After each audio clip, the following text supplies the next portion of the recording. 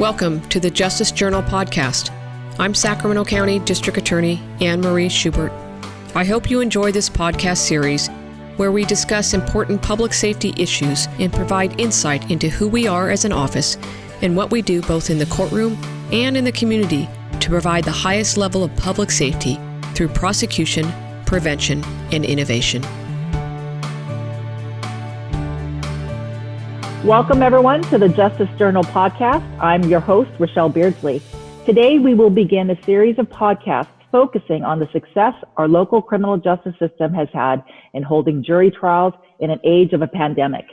Our guests today are Sacramento Superior Court Presiding Judge, the Honorable Russell Hom, Sacramento County District Attorney Anne Marie Schubert, and Chief Assistant Public Defender Amanda Benson. Welcome, everybody. Thank you. Welcome. Happy to be here. Can I have each of you introduce yourselves first and give us a little bit of a background on your professional careers within the criminal justice system?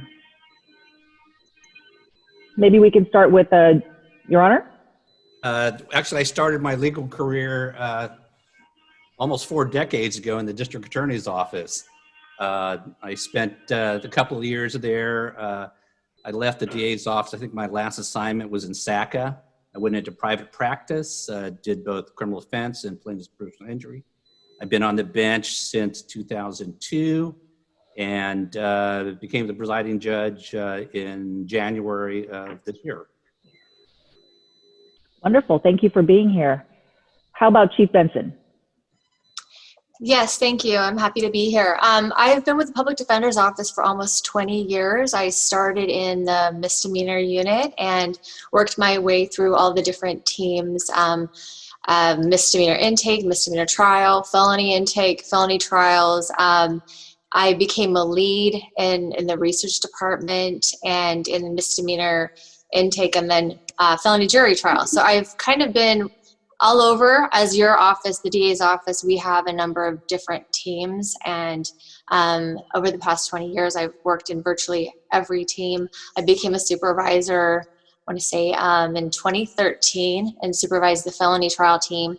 And then in November of 2018, I became chief assistant. And my job as chief assistant is to try to work with a lot of the justice partners to implement new laws and new systems and to respond to these type of, like a crisis or a new law or just anything that's impacting all of us and the way we process and deliver justice in our system. It's my job to work with everybody. So I'm happy to be here. Thank you. Welcome. DA Schubert? Hi, thanks for having me as well. So I'm Anne Marie Schubert. I've had the fortune of being the elected DA of Sacramento. I've been the elected since January of 2015, so a little over 5 years. But before that, like Judge Hom, and Amanda, I started my career way back. Actually became a prosecutor in 1990. So I've got about 30 years, never done anything else in my professional career other than this job, which I absolutely love on most days, as I say. Similar to Amanda, kind of gone through the regular course of being a trial lawyer, started out in misdemeanors, graduated to felonies. When I came to Sacramento, like Judge Hom, I went to what's called SACA, which is child abuse, the child abuse unit. Spent most of my career in this office. I came to Sacramento in 1996. I grew up here, so I wanted to come back home, and spent the majority of my trial time as doing violent crimes, so child abuse, sexual assault, homicides, and a lot of cold case stuff, which I very much love. And then in about 2009, I became a supervisor like Amanda. Different path than being a trial lawyer, but I really enjoy the policy and trying to help improve our profession. And then became the supervisor of SACA, child abuse, special assault and child abuse, and then ultimately was elected, and just really love this profession. And I'm excited to talk about today because we are dealing with very extraordinary times, and our ability to be flexible has really been demonstrated here since the pandemic. Thank you, Anne-Marie. Well, extraordinary times indeed. Before we get into our discussion on jury trials during COVID-19, I want to provide a brief timeline for our listeners of the changes that have taken place in the criminal justice system since March of this year. So on March 19th of 2020, Sacramento County issued its public health order, basically mandating a shutdown. In response, the next day, Sacramento Superior Court ordered temporary closures of their courts. On the 23rd of March, Sacramento County Supreme Court Justice Cantil-Sakauye issued a statewide order suspending all jury trials for a period of 60 days. Fast forward to May 26th of this year, Sacramento Superior Court resumed 2 of its criminal jury trials that were suspended prematurely due to the court closures in March. And it wasn't until June 15th of 2020, about 4.5 months ago, that Sacramento Superior Court resumed jury trials in the courthouse. This question is going to go to all of you. Can you share what your organizations were doing behind the scenes during that initial court closure period in March, both individually and, of course, working together? How did you prepare to operate under the first court orders and shutdowns in March? Did you want me to start? Sure. So, I think all of us initially weren't exactly sure what we would be doing sort of 2 months into the COVID. We had heard, actually I just returned, I think, from a statewide conference with other presiding judges on the 5th of March. And then I think by the 13th, I got a call, I think, from Anne-Marie Schubert saying, we need to start planning for this. And frankly, up to that point, we were thinking that, this is it was a health issue, but we weren't sure exactly the magnitude of the impact it would have on the courts. And so, at least from the court standpoint, things unfolded relatively quickly. So I think I think the date was the 13th. That day, I had a series of meetings with our director to determine sort of a process to shut down. They had been looking at our previous protocols that would be continuity of operations plans. And they realized that none of those continuity of operations plans had any application. They were all based on sort of civil strife and things of that nature. And so we had a meeting, I think, with my staff in terms of what we need to do, how we can keep operations open, what to tailor back to keep the court open, yet keep things safe. And then we had a meeting, I think it was Friday. The Schubert was there, Steve Grippy, the chief deputy, Steve Garrett, I think was there. I'm not sure Amanda was there or not.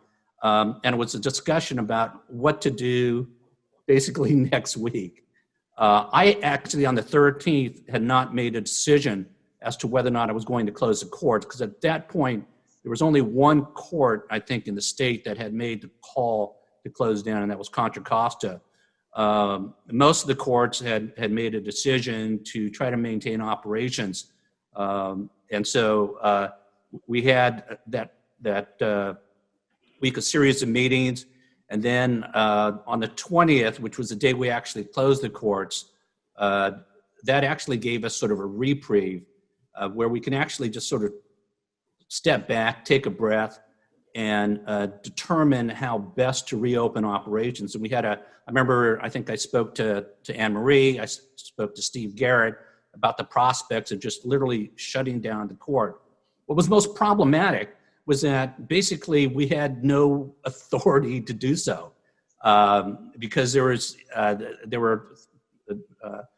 statutory authority for creating holiday periods, and most of the stuff was applicable to civil cases and civil proceedings and not criminal.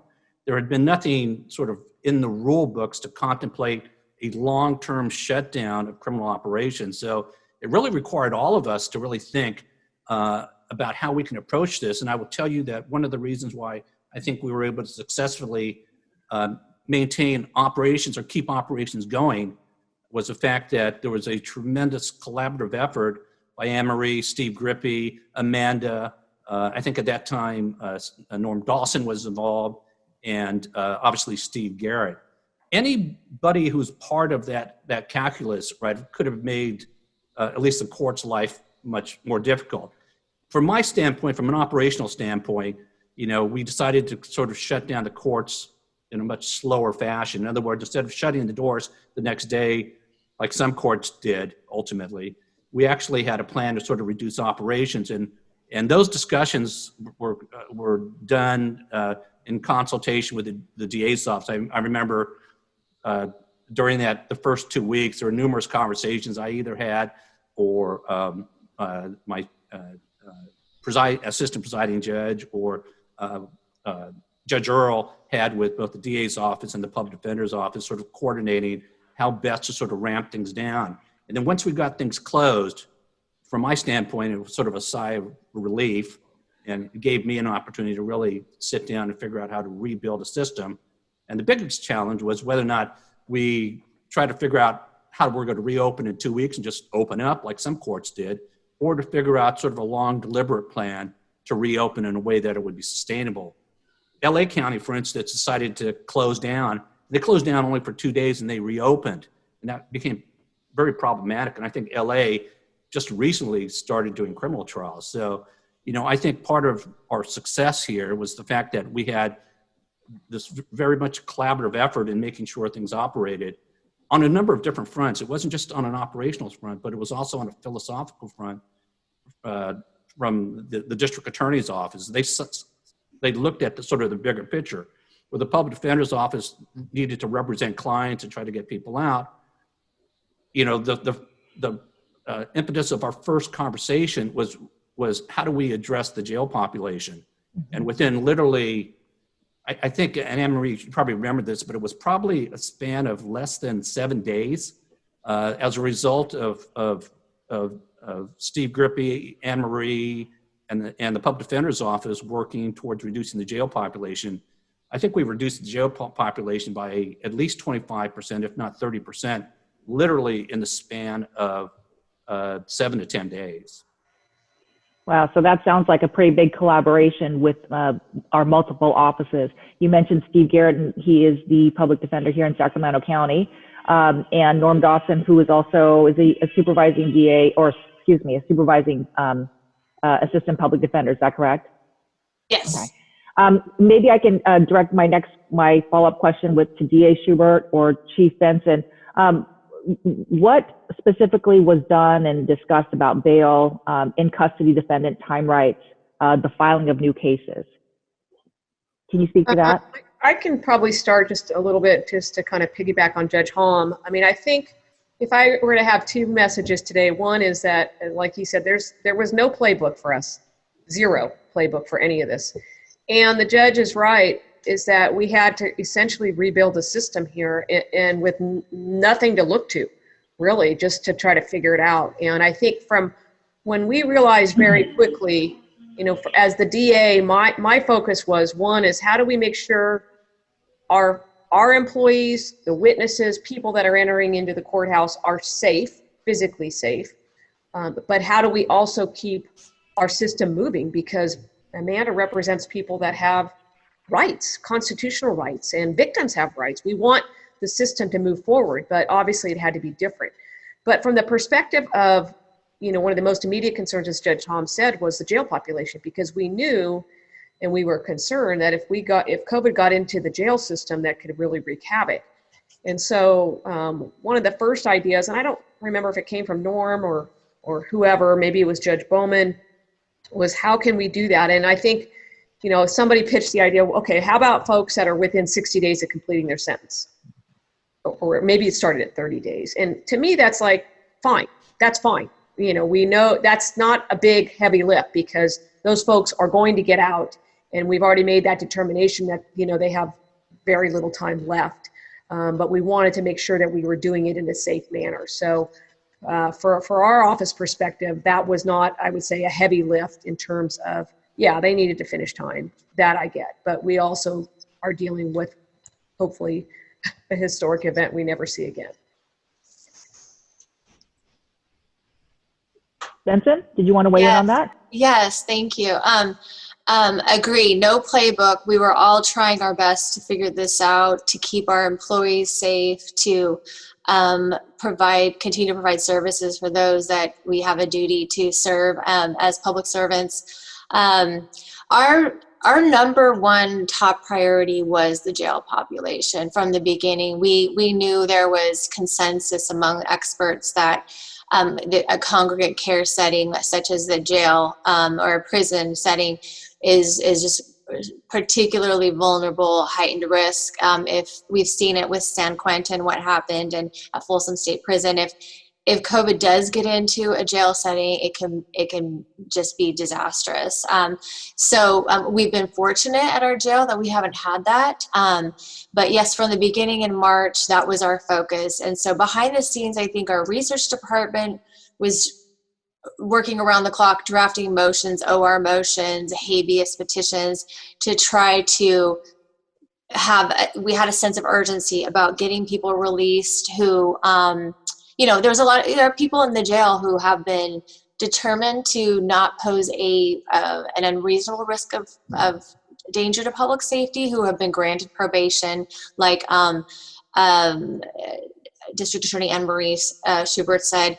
They've got 30 days, 60 days, 90 days. Those are people who are already going to be out in our community. They're not going away for long prison sentences. So can we get those people out? There are people in who perhaps are fighting their case because they are not guilty and they no longer have a trial date because court has closed. How do we get them advocate for their rights because they were hoping to have their day in court, to be found not guilty and to be out of custody? And so we just very much felt a sense of urgency about getting those people out. And so we were behind the scenes doing the motions, identifying people. We had to work with the jail and with the court with getting a list of inmates, like who in the jail. We're trying to have our attorneys identify people that they feel should be out.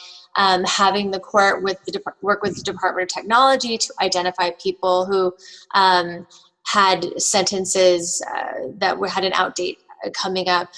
Working with correctional health to identify people who were particularly vulnerable because of their age or because they had a health condition. So there were a lot of moving parts, a lot of people working together behind the scenes to identify appropriate people who were safe to release and who it made sense to release.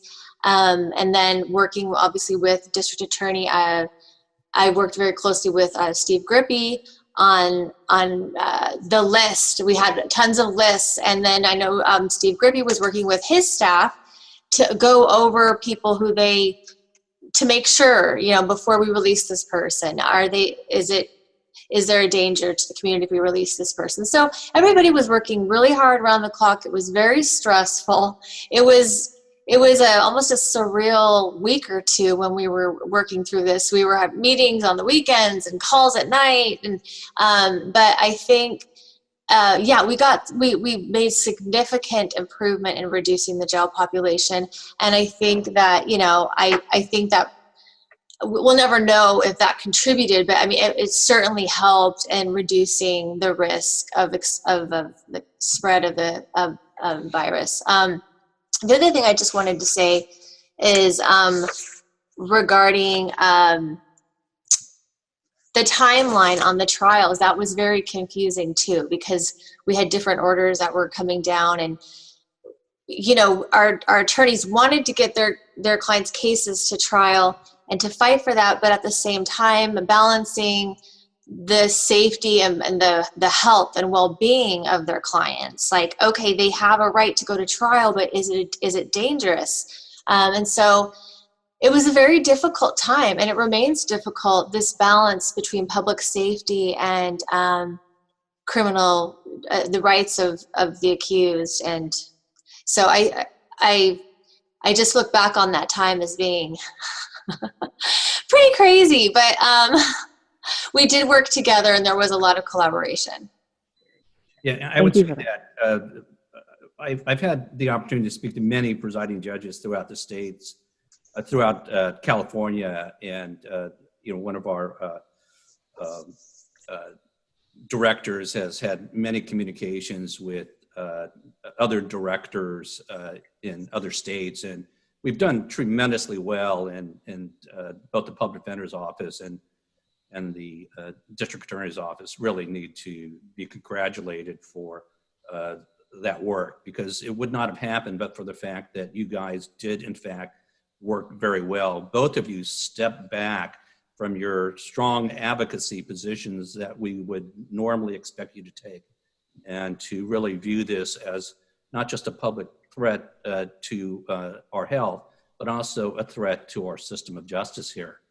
And we were able to keep the wheels on the cart because people didn't push. There are some counties where the court is constantly battling with either the DA or the public defender's office, sometimes both, over protocols that we had in place, we put in place early on that related to remote technology. Everybody just understood, it seems from the beginning, that there was some greater calling for us here to make sure that this process worked, and that we would basically step back and not yield positions, but work with the opposing side and the court to make sure that we could keep basically the wheels on the cart, and we've largely done that. I don't think Alameda County has actually done a jury trial yet. And as I indicated, LA County, the largest county, I think just started criminal trials within the last couple of weeks. So again, our success is largely due to the fact that all parts of this machine that we call the court system have worked very, very well together. Can I just add one comment just to kind of,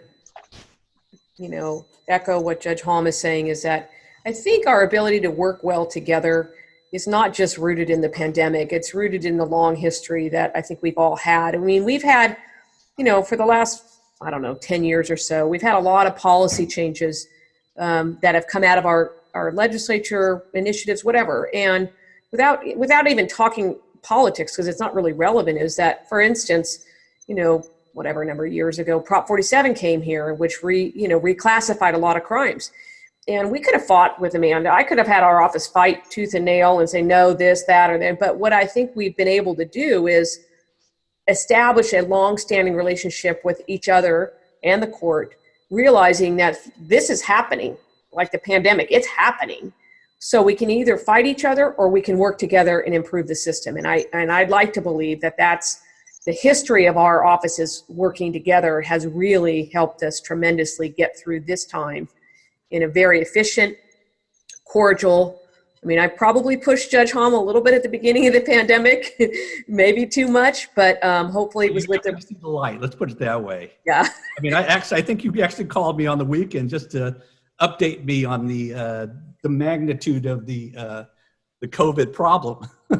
Well, I wish it hadn't turned out the way I wish the problem hadn't been the way the problem is. But with that being said, it's been extraordinary. I mean, and Judge Halm, just to shout out to you, Judge Bowman, Judge Earl was obviously a lifesaver in terms of the trials. Amanda, your office. I mean, I don't want to sit here and say this all day long, but it is true.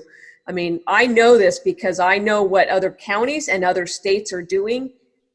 And I'm saying this and I mean it. Sacramento is the leader in this country. When other states are looking at us like, you've done how many trials? They're like shocked. I mean, I was on a call with a bunch of elected DAs from across the country a couple of weeks back, and I mentioned the number of 60 trials, and it was like a mic drop. And I'm like, and then they're like, how do you do this? How is this happening? And then you go and you suggest to them, what's happening in Sacramento with our PD's office and the court. And they're like, wow, that's pretty impressive. Well, I think also we do have a culture and a history of working together to implement new laws and new systems. But we also have a culture of our office and the DA's office, both offices having really skilled litigators who are not afraid to go into court and to go to jury trial. And so when you have a combination and judges also who are used to presiding over cases, that's, I think, part of the puzzle too, why we've done so many. I've worked in a smaller county where nobody wanted to ever do a jury trial, and it was really hard to get one going because they just had a culture of not either, the defense would cave, or because the court would threaten to really punish somebody for going to trial. We don't have that in this county. Our judges respect the right to have a jury trial. And so I think that's a huge part of why we're able to continue doing so many trials, which is a very important constitutional right. And we don't want to have a system where nobody goes to trial because you get punished for it. I mean, so I think that's a huge part of the success of our county also. Yeah, unfortunately, we have more trials than we have the ability to send cases out. We potentially do a few more trials a week. I think we may have about 9 trials out right now. But as both of you know, when the pandemic really started kicking up about a month and a half ago, we sort of throttled back a little bit. And I potentially see us having to throttle back. And it's really not due to a lack of judges or lack of the public defender's office or the DA's office wanting to try cases. You guys have more cases really than we can actually absorb. It's really due to the fact that our logistics here are poor, and that we have this old 60-year-old courthouse where we can only get 8 people up in all of our elevators at any one time. So, we're limited by sort of our physical constraints as well as our need to keep the number of jurors to a minimum here. And that's really been, from an operational standpoint, the biggest challenge that we have. Thank you, everyone, for that discussion. I want to fast forward to June 15th, and when the court actually resumed its operations of jury trials. That's only 5.5 months ago. And Sacramento County, as of the date of this recording, has completed about 70 jury trials, which is impressive to say the least. Judge Hom, why don't you talk a little bit about how the court did this, how the court resumed jury trials, and what COVID-19 safety precautions were put in place? Okay, so when we closed the court on the 20th, you have to recognize that, frankly, there was no guidance from the Judicial Council in terms of when we would open, what further relief. So when we closed on the 20th, I know there was a series of meetings that took place really the next week on what to do. And I know Anne Marie, Steve Grippy, Amanda, Steve Garrett were all involved in terms of how do we get preliminary hearings going? What do we do about trials? We recognized that we needed to get prelims back on track as soon as possible. We needed to get arraignments back on track. And how could we do that in a safe fashion? The jury trials we knew was going to be much more problematic because of the jury issue in terms of getting people in there. We knew that we couldn't really do those remotely.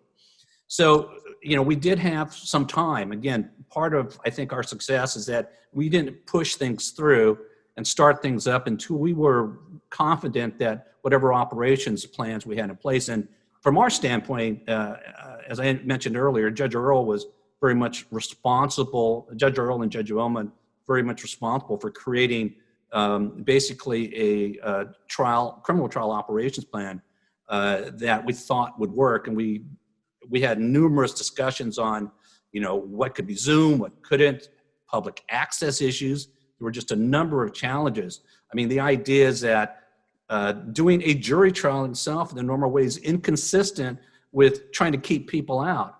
And even to this day, right, I still have an order in place that basically keeps the general public out, but nonetheless, we have to provide public access.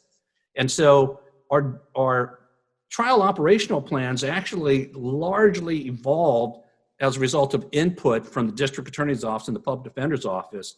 We thought at one time we could do a lot of this remotely, and then after receiving input from both offices, we realized that we will try to do trials in as normal a fashion as possible. And again, it's a scenario where, people sort of voice their position. We tried to accommodate, the various requests. And I think we have basically protocols in place, both in terms of the courthouse itself and in terms of procedural protocols in place that have maximized as best we can the public safety issues. The feedback that we get from jurors has been tremendously positive. We have a master calendar judge that is tremendously cognizant of the health issues here. So where we send a particular trial to, how many jurors are summoned for that trial, when they're summoned, you know, how the witnesses are called, how many people can be seated in the courtroom. Those are all things that took a lot of forethought, and I think we have in place an operational model, right, that has been able to keep trials going, yet at the same time maximizing the public health risks. And you know, if anybody wants to see the measures that we've taken, go online. We actually have a great video that explains everything from how we sanitize at night to our mandatory mask policy and things of that nature. Great. We'll add the link to the video on this recording. Let's talk about some of the challenges, the actual challenges of holding jury trials during COVID-19. And maybe DA Schubert and Chief Benson, you can give us some examples about how things are being done differently now. First off, I think the biggest challenge we had as an office was getting a handle on how many do we have. I mean, we didn't historically have a program that can just, you know, tap all the trials that are set. We have 170 something lawyers in this building. They have their caseloads. So one of our challenges was finding out, oh my gosh, how many do we have and what stage are they at? Because people may not know this, but people have rights, and they have rights within a certain period of time. And so what we did is we built our own internal app that would allow our lawyers to basically put together all the data that we needed to know. Who was the DA? Who was the defense attorney? What day was it on in terms of our time considerations? Was it really going to go to trial? That was one of our first big lifts, and I think we ultimately started sharing that with our other partners because we wanted to make sure everybody had the right information. Because just because a case is set for trial doesn't mean it's actually going to go. We have other challenges, like how do you deal with preparing a case for trial when you can't bring people into your building? You can't meet with them. So we started having to do witness preparation, remotely. How do you do a jury trial? How do you do an opening statement? How do you make sure that there's access so people can watch the trial? So you might have a homicide family member that wants to watch the murder trial, but there may not be sufficient space in the courthouse. So what we did, and I believe the public defender did, was we set up a remote operation here. So the court has a live feed, but we didn't want that blasted all over the internet because there can be challenges. There can be witness intimidation, witness interference, there can be just a lot of problems. So we set up a system so that, you know, if there wasn't sufficient space in the courtroom, they could come to our building or the public defender's office and actually watch it. How do you deal with exhibits? I mean, you know, you can't be handing things around in a courtroom anymore. So that was all set up, and I believe the court took the lead on that as well. So I think the biggest challenge, I mean, first of all, I mean, we're all adept. They're very flexible. Maybe it's good in a way. We have a lot younger generation of lawyers in our professions that they understand technology so well. But trials, I mean, they're slower. That's a true statement. We know that. It has been a challenge, I think, with jurors. But how do you deal with witnesses, whether it's a DA witness or a defense witness that is older, that is health compromised, or that lives in Southern California and is too afraid to get on a plane? So those have been challenges, but as far as I understand, at least anecdotally, we've been able to pursue our cases. Anything from murder cases to attempt murder cases to child abuse cases to rape cases to gang cases. From what I understand from our folks, and maybe Amanda can attest to this, it's somewhere in the neighborhood of 75% of these 70 trials are felony cases. We have been able to do misdemeanors, DUIs, other types of low-level crimes. But, you know, even though it's slower, it's working. And we should all be proud of that again.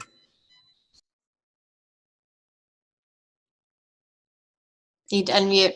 I would agree with all of the things that Anne-Marie just said in terms of the challenges. I would add to that the mask. I mean, we all know that we have an order to wear masks, and that the evidence shows that masks really reduce the spread of this. But in doing a jury trial, so much of what we do, and I know that in some courtrooms, the witness doesn't wear the mask when they testify because they have the plexiglass. But when you're communicating with jurors and you're presenting your case and your argument, and it's so much of your facial expression is important, and the jurors, their facial expressions tell us a lot. And there's an art to trying a case, and we, we're there to serve justice. We're there to find the truth. We're all those things, but it's not seeing expressions. There's so much in the body language that is missing. And so I think, from what I'm told, I have not personally tried a case during this time, but our attorneys really miss that connection, the facial expressions, but they are working through it.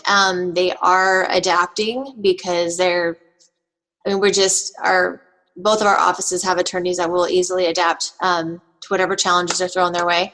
But yeah, so those have been the challenges. We have overcome them in some ways, but they still remain significant. So who wants to take a stab at explaining why we think Sacramento has actually been able to do so many jury trials? I mean, we're talking about 4.5 months after a shutdown, essentially, and we've got 70 cases that have completed. And 75% of those are serious felony cases. How did we achieve this success in Sacramento County? I think it's due to all the things we've just indicated, but I think the most significant aspect is that we've all worked together to ensure that happens. A lot of this was due to the fact that all of us did very, very careful planning before we sort of jumped into the water. Our operational plans, once developed, although we've made modifications to it, are substantially the same as the ones we put in place when we started doing jury trials. There have been some very, very minor tweaks, and when we've done that, the changes were done very quickly. So I think a lot of it has to do with the fact that we thought through this process. It was well planned, and everybody was part of that process. I remember the walkthroughs initially so people could see the courtrooms, because there were challenges. We're going to be starting up some civil trials next year, and part of that process is to build on what we've done on the criminal side, and very much the format will be very, very similar. The other thing that I think that we did was that there's much more predictability in terms of how we're going to utilize resources. In the old days, people would show up in what we call Department 9, the Master Calendar Department, and we never knew. We could have 30 cases on, of which only 2 went. Right. Because of the protocols that we put in place early on to make sure that we knew which cases were going out a week before, right, has given us the ability to maximize the efficiency of our resources. We get a tremendous amount of input from both the public defender's office, the private bar, and more specifically, I think our master calendar clerk is in almost constant communication with one of your supervisors. Well, actually, he's a bureau chief now, or Steve Grippy, like literally on almost a daily basis, what's going out, what needs to be prioritized. So that has really helped us keeping this process flowing. The other thing is, Anne-Marie talked about, the 70% felony trials. What's also, I think, understated is the fact these cases are not, simple burglary cases, right? Or even a simple rape case. I mean, we now have, a significant multi-jurisdictional rape case going right now that potentially could last maybe a month or 2. I think one of our earliest trials we did was a 3-defendant trial that Judge White presided over. So, we've had some complicated cases even prior to COVID that we've been able to sort of work through. And a lot of that is, again, I think planning, the fact that, again, both sides, when that's the defense bar or the DA's office, understand that in order to make this work, everybody needs to recognize that we have sort of limitations that we all have to work within.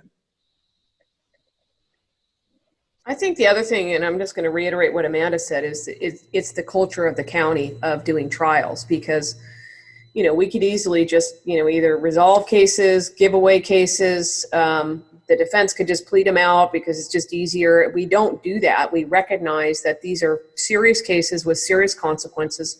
And obviously the large percentage of the ones that are going to trial are individuals facing long-term state prison commitments. So both sides have an obligation to do their best.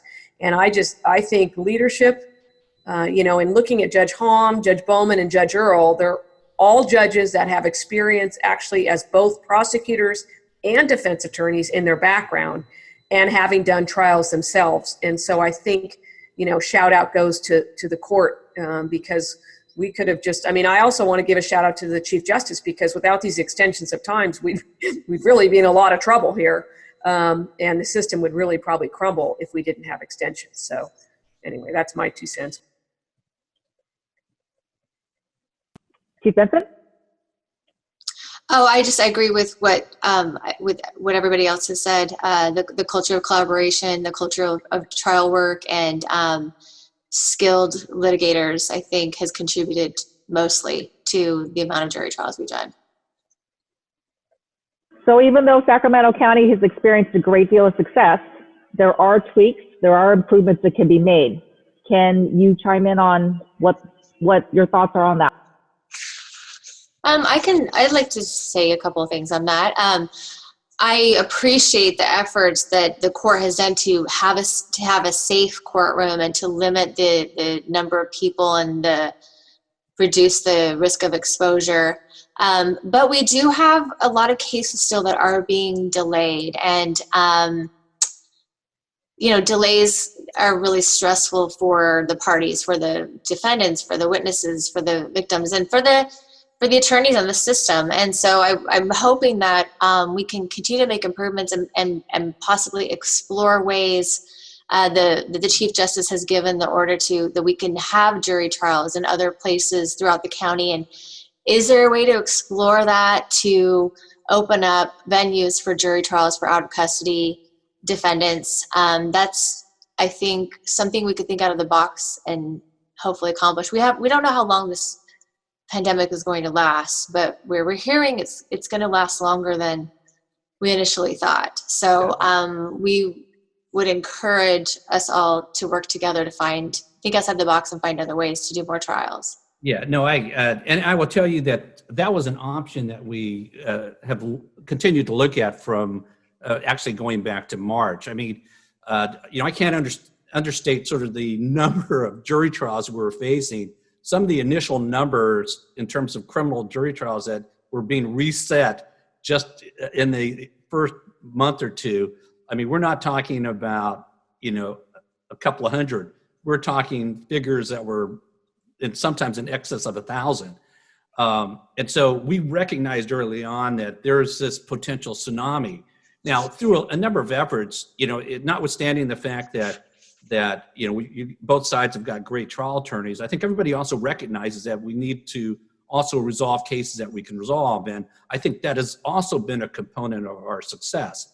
You guys aren't setting every case for trial. You recognize the need that cases that should be settled and not taken to trial. The DA's office has also made that commitment, and I think we've worked in terms of getting that backlog down. But nonetheless, I recognize there are cases, and there will be cases that can't get out in as timely a fashion.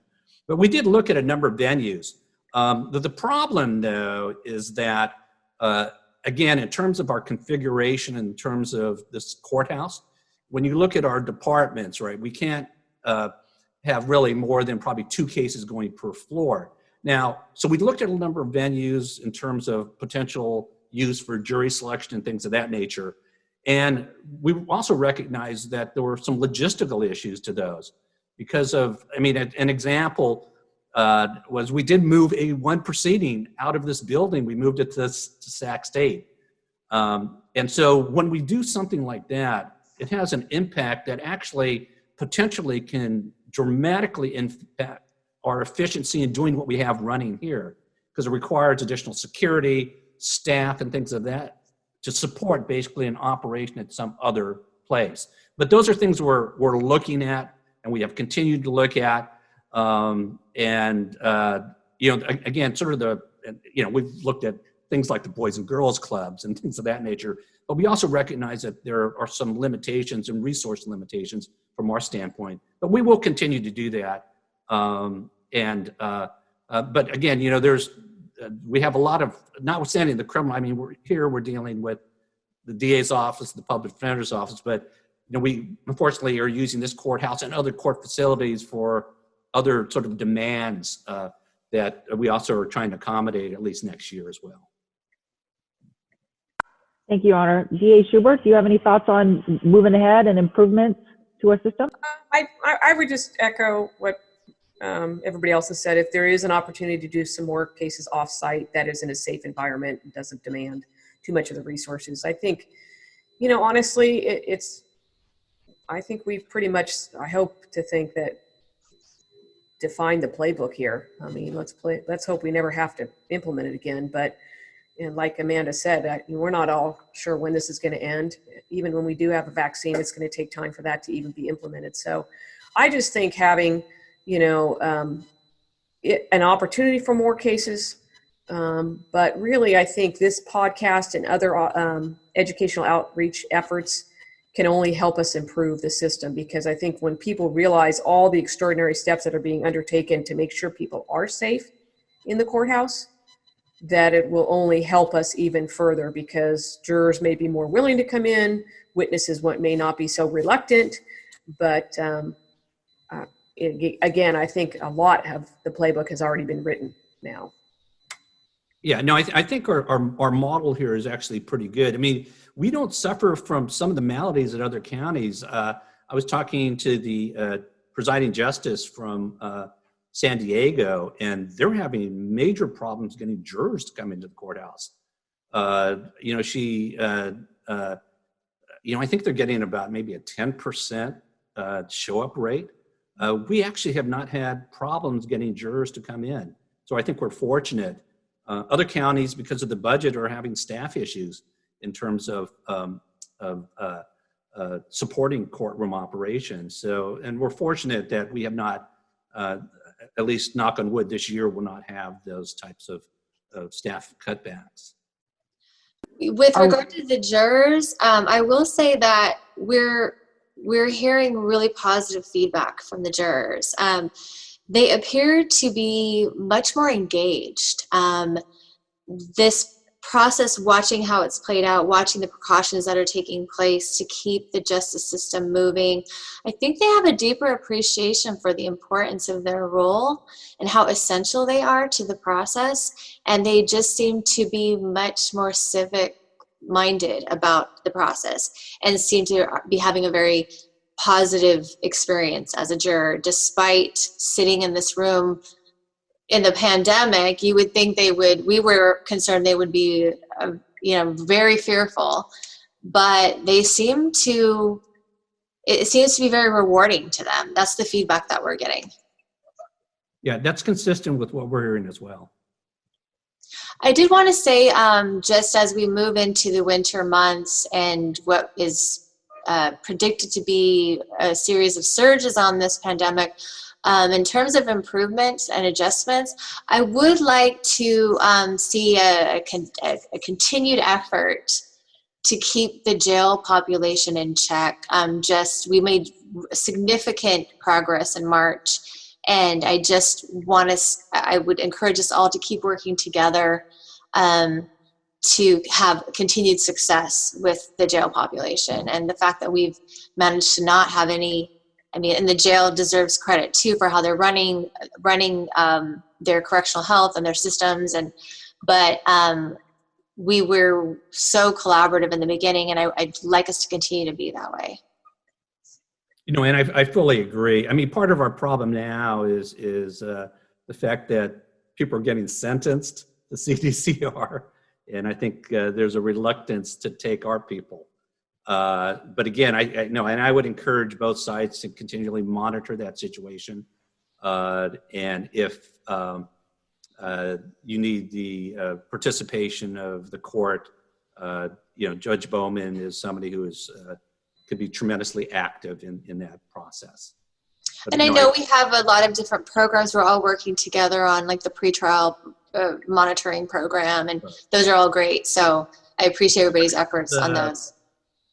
Tomorrow. I know, right? We'll see.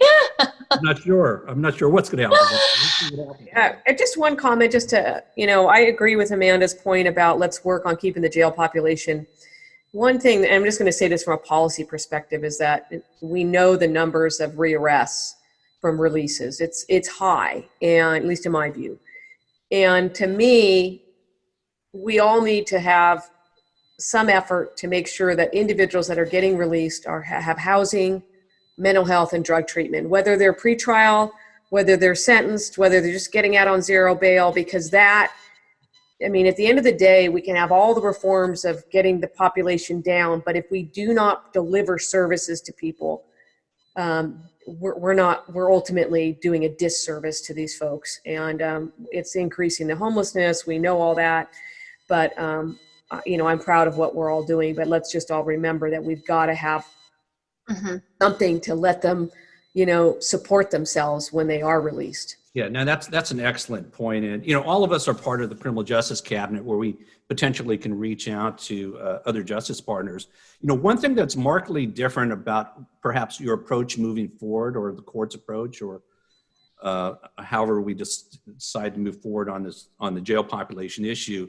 When we made those calls early on, right, we really didn't know what protocols were in place in the jail, what the status was in terms of COVID.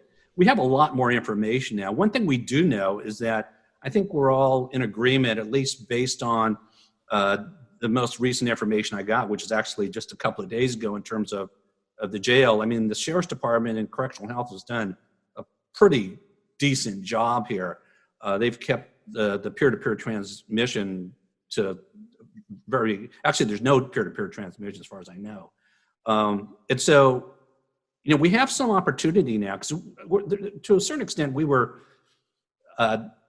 erring on the side of caution, just getting people out, and we weren't perhaps looking at that process in perhaps as much detail as perhaps the DA's office or the probation office would have liked at that time. There's a tremendous amount of pressure on us to get people out. Now we actually have a bit of time. We know that the Sheriff's Department, Correctional Health has, at least they have some control over what's going on there. They have protocols in place. But I agree with Amanda, we need to keep very mindful of that. And if we can do what we can to get those bodies out of there as soon as possible in a way that fulfills all of our interests in this thing, then we should do that. So maybe this is a point where perhaps the district attorney's office and PD's office and the court can again start looking at ways that we can again further reduce the population or continue to reduce the population in a way that basically respects all of our respective interests in this thing.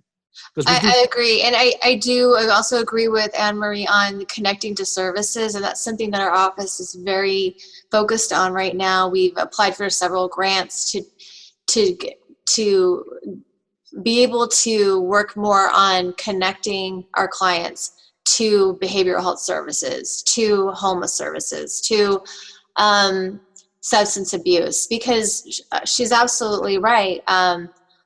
There's a lot of our clients, they really need services, or they're going to end up homeless, they're going to end up rearrested, and until we find a way to provide additional services, we're going to continue to have a homeless problem and a mental health problem and a substance abuse problem. So I do know that we're working much more closely with the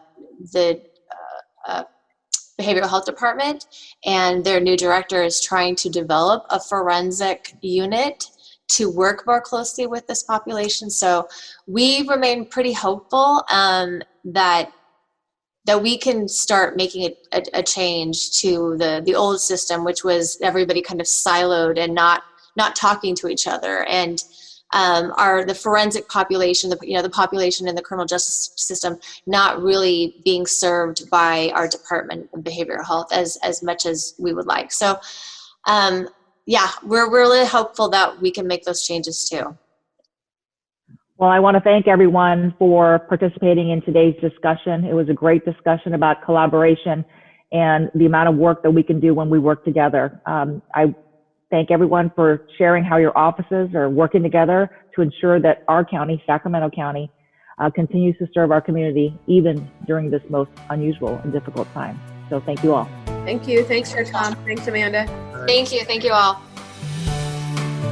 Thank you for listening, and I hope you enjoyed this episode.